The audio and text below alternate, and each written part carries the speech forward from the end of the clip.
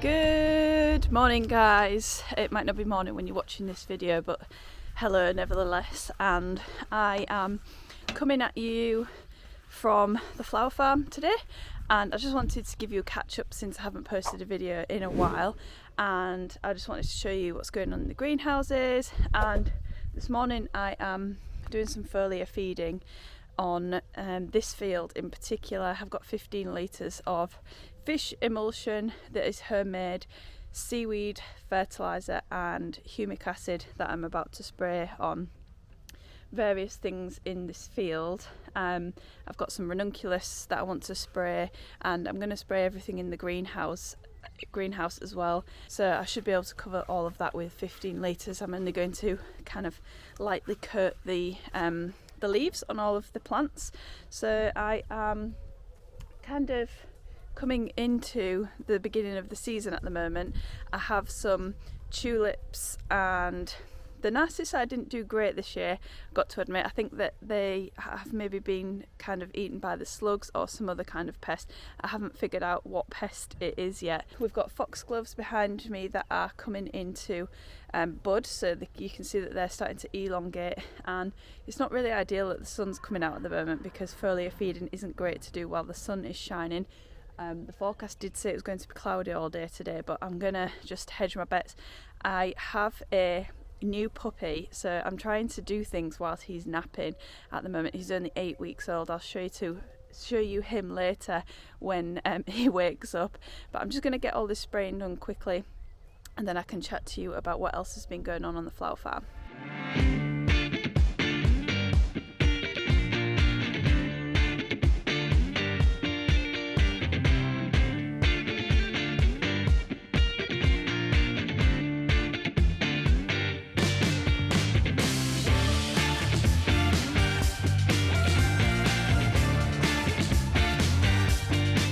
For some reason, even though I charged the battery on the battery operated sprayer, it's ran out of battery, so obviously it didn't charge. So I'm just gonna do it manually with the watering can, but obviously that isn't ideal because we're gonna lose a lot more fluid than what would happen if we were spraying it. But I'm just gonna do it because I need to get it done. So I'm just going to put this on the ranunculus quickly.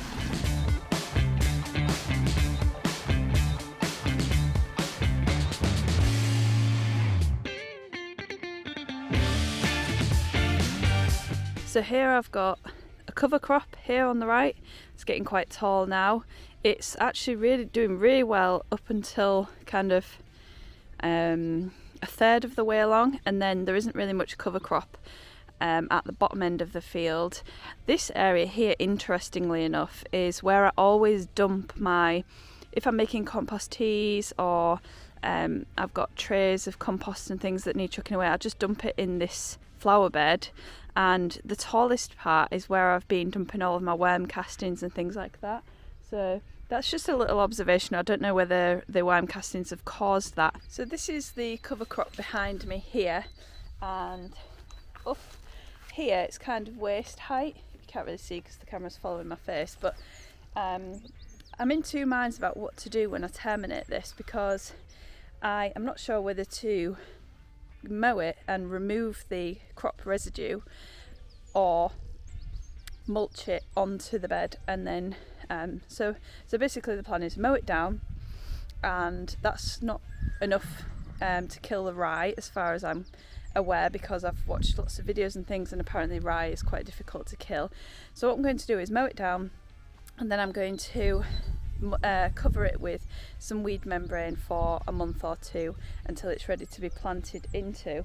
But I'm just wondering whether to leave the crop residue on top so that it can work its way into the soil, or whether I'm going to take it off and put it into a compost pile, and then it can be reapplied kind of with a more complete biological community along with it, because of the composting process, at a later date in in the field. So that's just something that I might do an experiment on, because I've got 3 full beds of cover crop.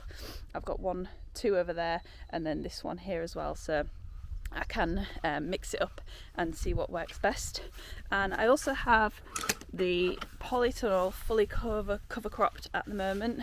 It's really kind of humid in here, more humid than normal because of all of the transpiration from the plants, which is kind of refreshing, because it's always kind of so sort of barren in here. Things haven't always grown very well in here, as you'll be aware if you've watched my videos in the past. So what I'm doing this year is I'm going to cover crop the whole polytunnel all season, just to see whether it improves the soil health. Well, not to see whether it will, because I know that it will, from my kind of extensive reading and podcast listening and YouTube video watching. Cover crops are definitely the best way to improve soil health. So this year I've gone in on the polytunnel with lots of cover crops. So what I think I'm going to do in here, I haven't quite thought it through yet, but I'll probably do the same. I'll mow this down, cover it over so that it gets killed off, and then I might even resow second kind of succession of cover crop, just to see what happens there. Or I could even mow it down and let it grow back again, because there are certain species that will allow you to do that. So there are a mixture of about, I think, 9 different species, 9 or 10 different species. Off the top of my head I can think there's cereal rye, vetch, phacelia, clover, tillage radish, and I can't think of what else is in there, but they seem to be doing a good job here. And I've pulled up a couple of tillage radishes just because I really wanted to see what the root looked like, and how it was kind of penetrating the soil and creating good kind of tilth. And as you can imagine, they are called tillage radishes, so they are doing the job of making holes in the soil and kind of breaking it all apart and kind of helping to create channels for water and airflow. So here we have the ranunculus that have been under this tunnel cover for a few weeks, or maybe a month or 2. They're doing okay in here, but not amazingly great. They're not kind of bulking up as much as I thought they would. And as you can see, there's a couple with flower stems on there, which are kind of looking a little bit spindly. I was hoping they were going to be kind of quite chunky because they're outdoor grown. And yeah, I'm hoping that the feed that I've just given them this morning is going to help them to bulk up a little bit. And also the fact that this cover's been on quite a lot. I haven't been watering them regularly enough, probably. So that's a lesson to be learned there. But they seem to be doing okay, and I'm hoping that I'm going to get a half decent crop out of that. And this is the second cover crop that I mentioned. You can see the phacelia there. I think this is mustard here. Cereal rye, clover. I'm not sure if there's any tillage radish in this section. I can't actually see any. That could have been had by the rabbits, but I actually thought that this had been grazed right down by the rabbits, but it actually seems to have thickened out. It's not as thick as I would like it to be, but since we've had spring, it has kind of bulked up a bit. And then here we've got even more foxgloves. We're going to have lots of foxgloves this year. I'm actually quite excited about it because they are great in bouquets and single stem bouquets. And then here I've got kind of a patchy patch of cornflowers. I did say I wasn't going to grow cornflowers again, but I kind of put them in last autumn. And then here I've got my new no-dig beds that are weed membrane free, and I planted out some poppies in here. And this was a major test really, because I've re-fenced this area here the other day in the pouring rain, by the way, just because I was getting really miffed about the rabbits getting in. And the reason why was because we had this Harris fence in here, and obviously they could just get through those panels there. So I've knocked that post in by hand. Usually we push them in with a forklift, but that's as far as I could get it in, so it's sticking up a bit higher than the others.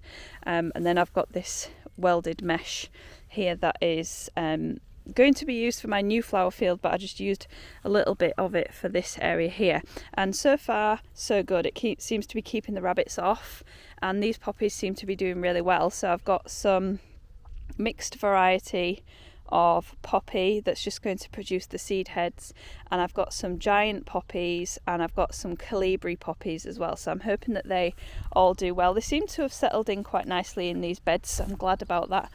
And then here in this bed here, you might not be able to see it so well, but there's a single row of snapdragons, so hopefully they're all going to do well in these beds over the season, and I'm looking forward to seeing how the straw mulch holds up and how weedy this area gets as well. Hoping that we are going to be able to keep on top of it with the hair, because I really want to start moving away from weed membrane. So I'm just in this greenhouse here, which is quite full, and there are certain things that are looking ready, like they're ready to go out, such as the Helichrysum. This Statice could probably go out. It's kind of small, but I think I quite like planting things out small, because I think that they get the opportunity to get the roots in, there's less transplant shock and all of that. So hopefully we can get this planted out soon, but I am quite wary about the fact that we might not have had our last frost yet.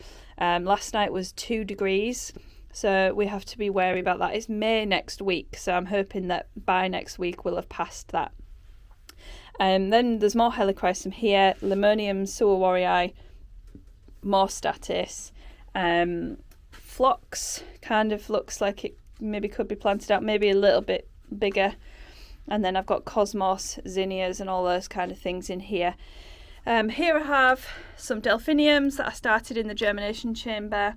I've got this tray, and I've got those 2 trays, and this tray here as well. So hopefully that's going to be a nice addition this season, and hopefully they will flower next year. So I've just checked Puppy Cam, and Puppy's awake, so I'm going to have to go back to him, and my time is up in the field. But I'm going to go and have a look in the front field. I can bring Puppy with me, so we can go and have a look together.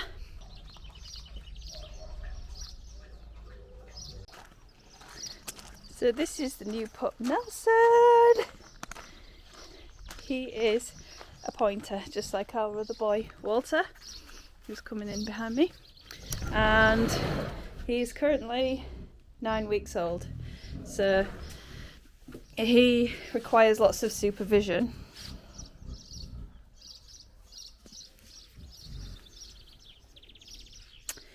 But yeah, there's lots of stuff going on in this greenhouse. This is a vegetable greenhouse now. So we've got various things going on in here that I've mentioned in other videos. So I've got this clover here, which I'm hoping to use as a living pathway. And I kind of underestimated how much I was going to need for a living pathway. So I think next time I'm going to try and direct sow it by just sprinkling it on the pathways and seeing if it germinates that way. I'm sure it will. And then we've got some chamomile here as well that I'm going to give a go. Then we've got nasturtiums, some asparagus. That's going to be good for veg, obviously, in the next few years, because I've grown it from seed. It's not going to be productive for a while, but it's going to be good for foliage. I already have a couple of asparagus plants in the polytunnel, and they're really handy for nice wispy bits of foliage. And then I've got some oregano there, which is dual purpose herb and also really good for filler. If you are looking for filler ideas, I have a video with lots of my favourite fillers in it. I'll link that in the description down below. And then we've got lettuces, more lettuce, various odds and sods of flowers that are going to go out into the veg patch.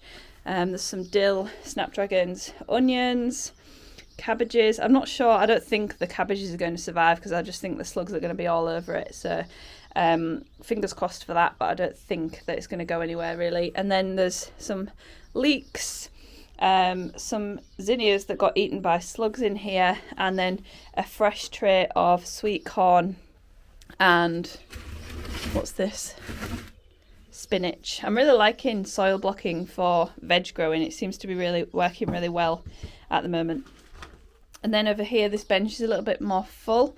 We've got some melons here, some watermelons, some cantaloupe melons, Petit Grise de Rennes melon. I'm not very good at speaking French, so apologies about that if you do speak French.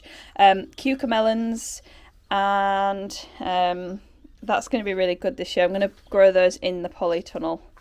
And then I've got a tray of Helichrysum that really needs to be in the back field, as well as this Craspedia, and then this tray of Snapdragons. I just feel like this isn't going to germinate. I'm not sure if it is or not. And then we've got some marigolds here that are going to be good for companion planting. More asparagus here, here and here. And then some sunflowers, more sunflowers, some tomatoes that are very late because my first batch that I sowed in January got hit by the frost.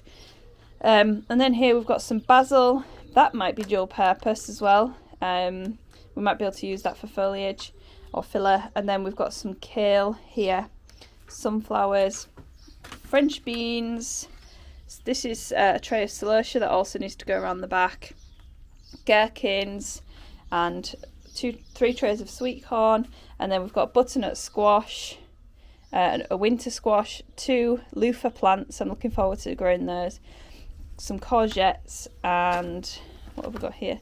Cucumber, another courgette, another winter squash, and then patty pan squash. So we've got plenty going on in here, and I'll take you to the field so we can see what's going on out there as well.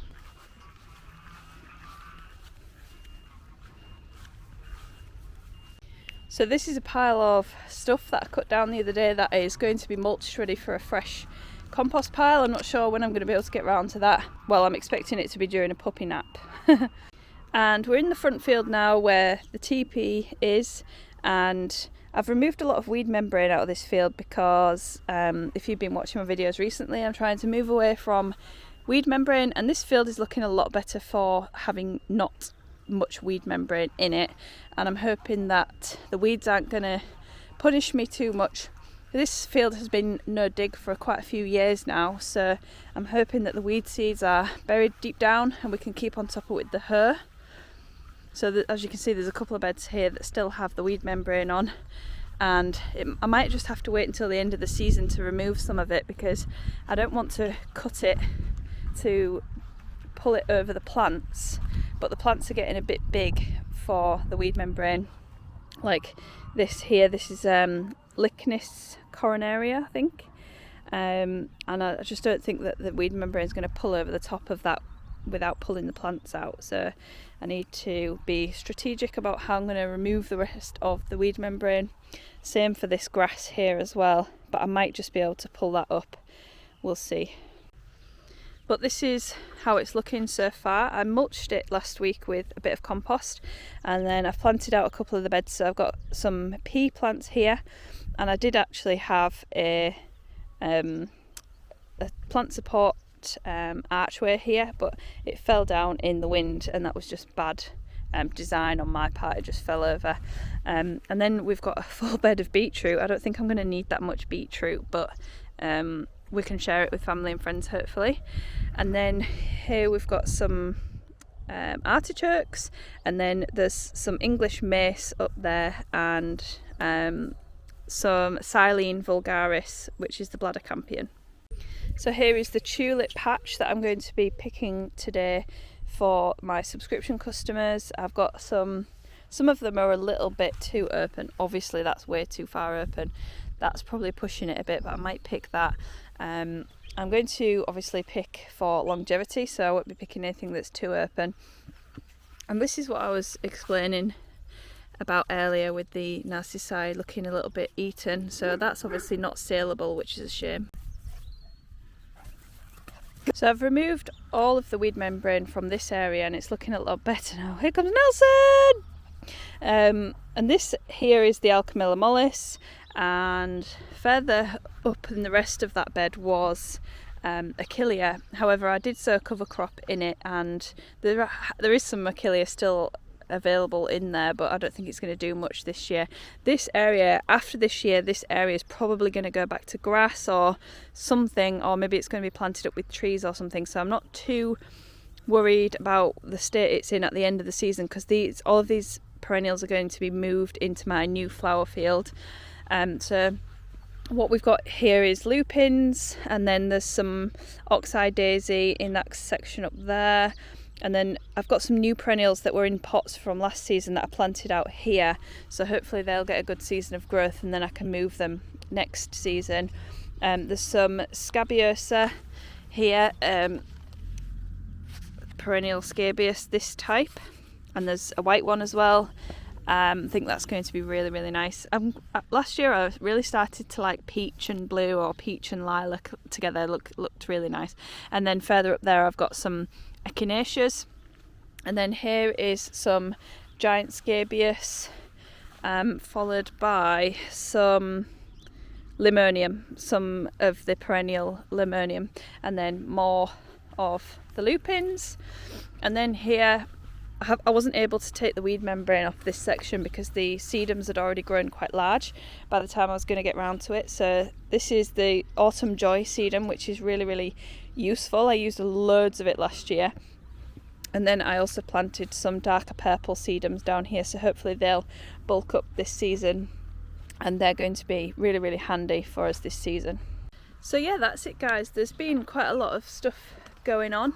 I'm preparing for a workshop on Saturday, which is going to be a grow your own cut flowers workshop, which I'm really excited about, and looking forward to getting back into the swing of picking flowers and doing workshops and things over the summer period. So if you want to see more of this content over the summer, then please don't forget to give me a subscribe so that you can follow along with my flower growing journey. Thanks so much for watching guys. I'll see you on the next one.